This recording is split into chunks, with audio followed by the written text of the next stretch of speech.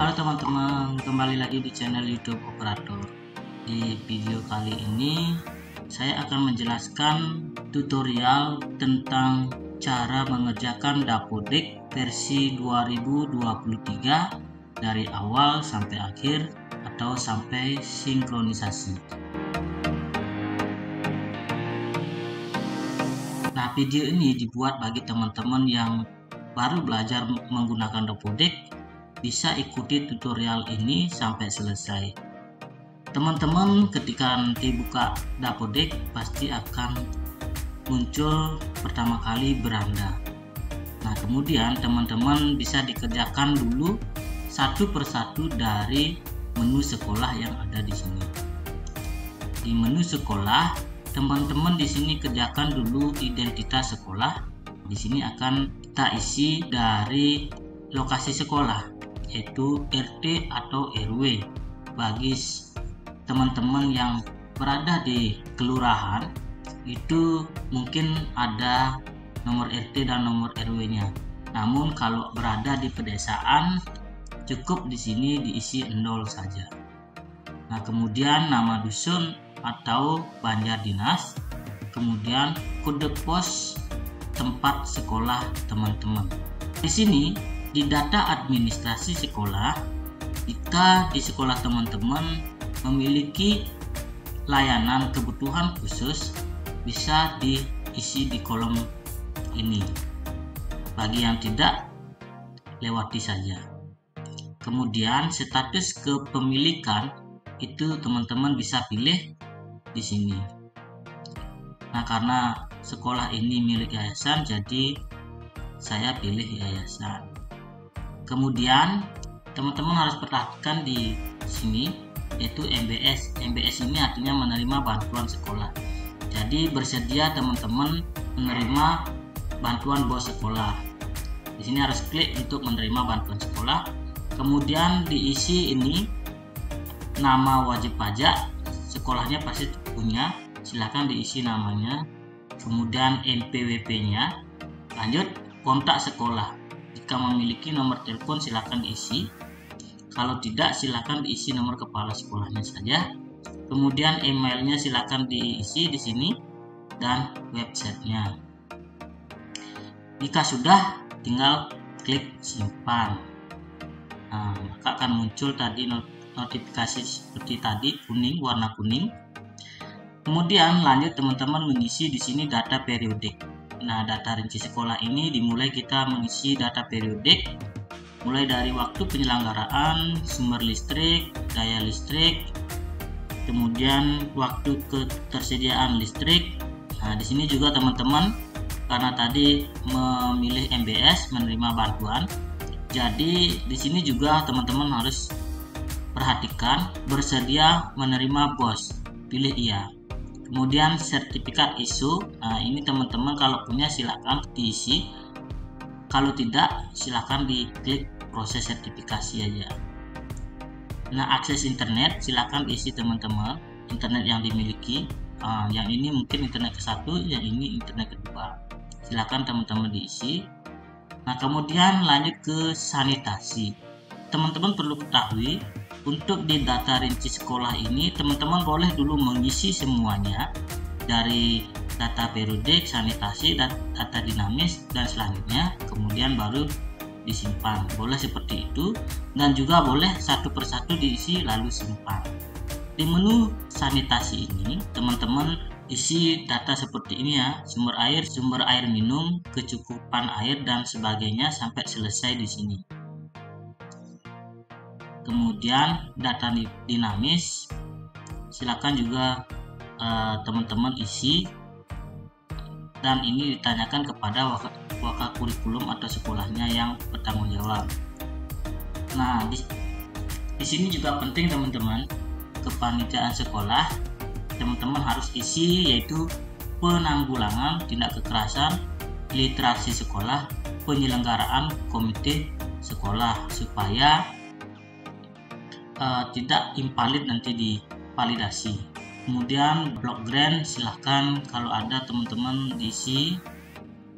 Layanan khusus juga silakan teman-teman diisi kalau ada. program inklusi juga teman-teman kalau ada. Ekstrakurikuler pasti ada, silakan teman-teman tambahkan di sini.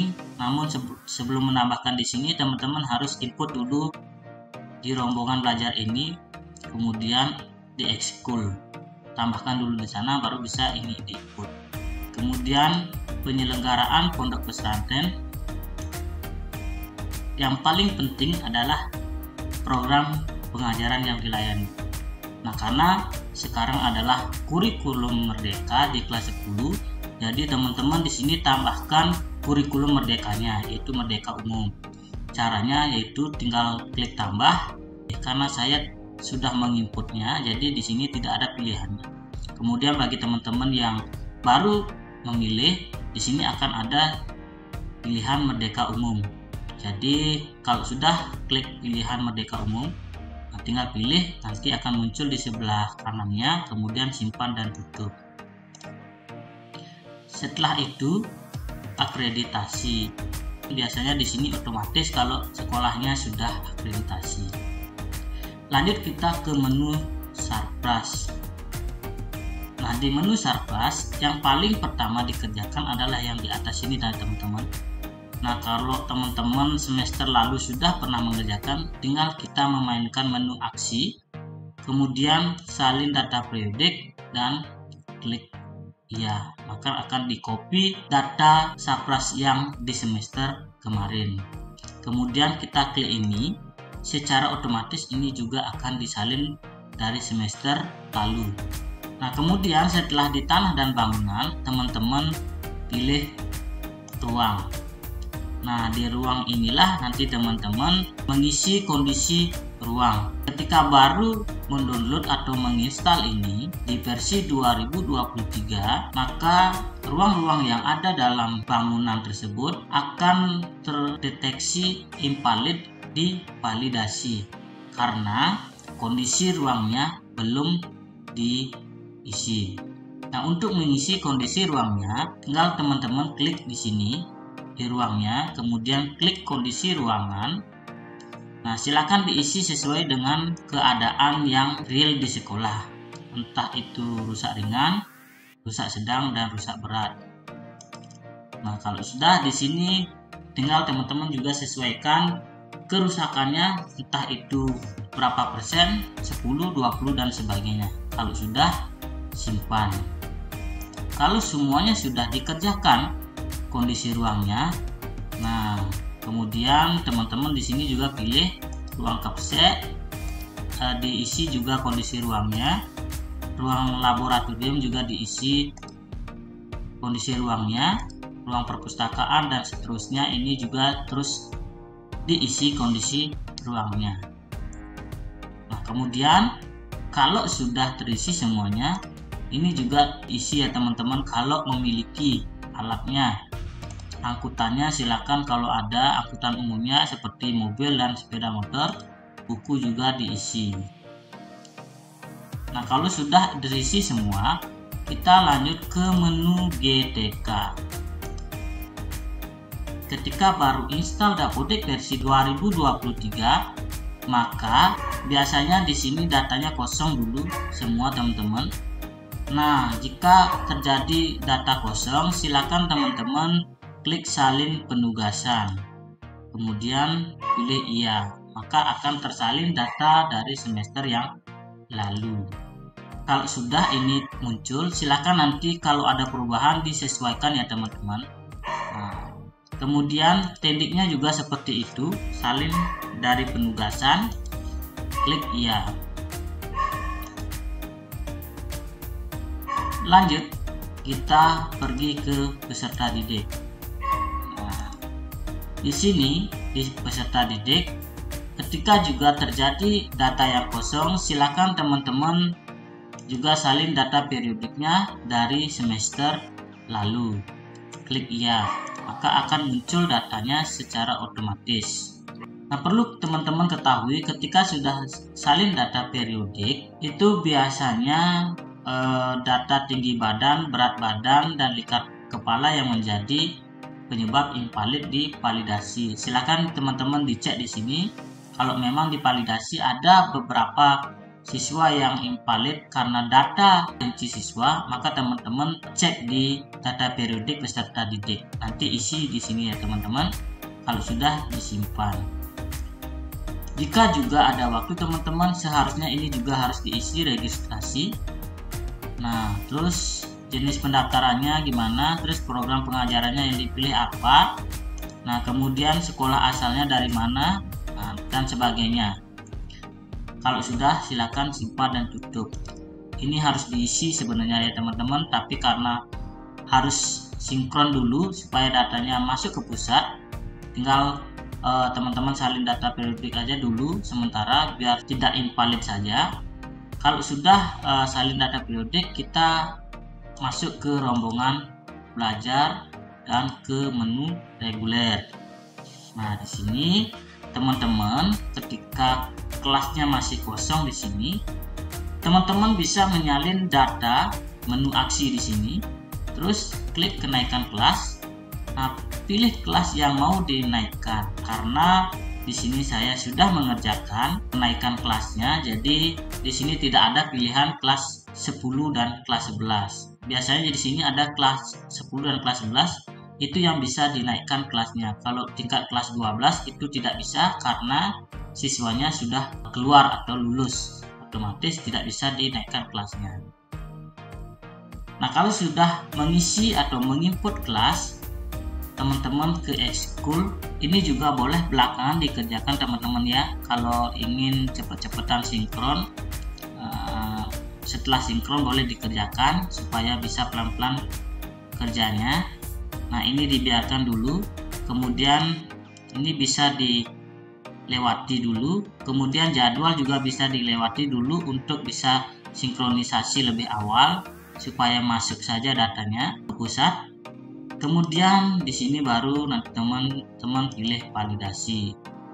Nah, disinilah teman-teman cek datanya yang masih bermasalah di menu validasinya. Kita cek satu persatu dari sekolah, Sapras, secara otomatis akan dihitung sendiri. Nah, di sini kelihatan yang warning. Kalau warning atau tanda kuning ini masih bisa kita sinkron ya teman-teman. Kita lanjut ke peserta didik. Nah, di sini kalau ada invalid atau tanda merah di sini, ini artinya harus dikerjakan. Kalau kuning atau warning, masih bisa kita lanjut ke sinkronisasi. Nah, ketika ada invalid seperti ini, kita cek dulu apa invalidnya. Data rinci periodik peserta didik masih kosong, jadi harus diisi dulu data rinci yang saya jelaskan tadi. Ini ya teman-teman. Nah, ini harus diisi. Kalau sudah diisi, baru di sini akan hilang invalidnya. Terus GTK, kemudian rombongan belajar,